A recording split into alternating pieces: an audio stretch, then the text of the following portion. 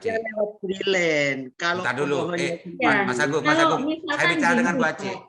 Nah, kita kan nggak bisa ya Pak, kita ngejudge ada suatu permasalahan. Oh, berarti ini dari BPN-nya tanpa kita tahu permasalahan yang sebenarnya, ya kan? Bisa jadi ini ada apa? Adakah mohon maaf, kadang kan menurut user, oh saya sudah lengkap, oh saya sudah begini, oh ternyata di lapangan, dalam artian ini administrasi di BPN, ini kurang ini, tapi ini belum diurus-urus, belum dikasih. Saya nggak membela satu ini ya Pak. Cuman itu pun pernah terjadi di saya loh. Saya ngerasa berkas saya sudah lengkap, kenapa ya kok ini belum terselesaikan? Ternyata ketika kita punya usut, kita telusur, Pak ini kenapa? Terus ternyata setelah dibuka, ini loh Bu, ini kurang ininya. Padahal itu sepele gitu kan, misalkan. Gitu. Saya rasa kalau andai kata itu dikomunikasikan dengan baik nggak akan terjadi, Pak.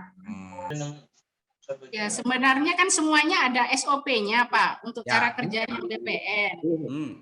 Kalau memang sampai berkas 4 tahun, mungkin itu ada miskomunikasi saja. Jadi mungkin dari tidak ada pemberitahuan, mungkin notarisnya juga nggak tanya sampai di mana berkasnya. Saya rasa miscommunication aja itu. Ya harusnya sih saling memberitahu ini berkas kurang ini, kan ada komunikasi Pak sebenarnya. Apalagi kan itu pengurusan katanya lewat notaris.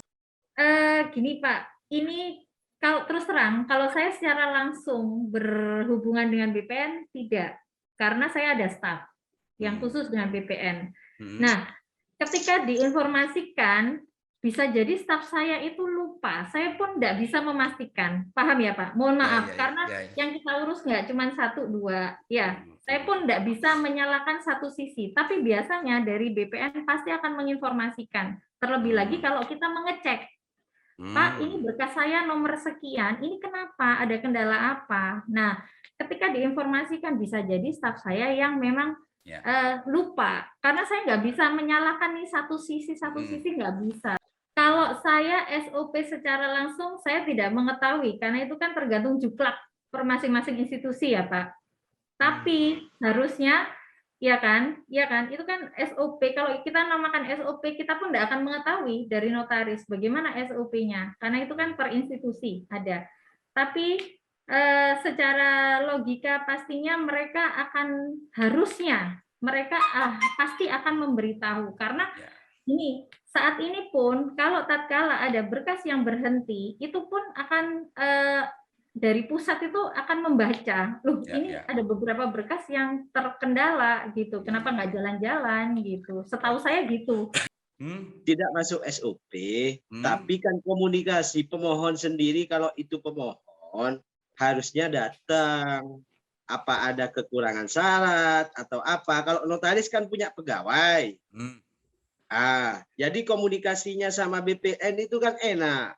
Mas Agung, sampean kurang ininya. Atau di situ kan punya grup sendiri khusus pegawai. Makanya saya bantu kalau pemohon sendiri itu yang mau ngurus di mana nomor berkasnya. Sekarang apalagi kan online, ada aplikasi Sentuh Tanah. Aplikasi Sentuh Tanah itu kan lebih memudahkan untuk melacak berkas ini ada di mana. Tapi kalau saya kan ngomong nggak masuk standar memang. Kan memang nggak masuk standar pelayanan untuk untuk komunikasi antara pemohon dengan BPN ada kekurangan syarat. Coba mungkin pemohon bisa mengaplikasi di Sentuh Tanah untuk daftar aplikasi Sentuh Tanah.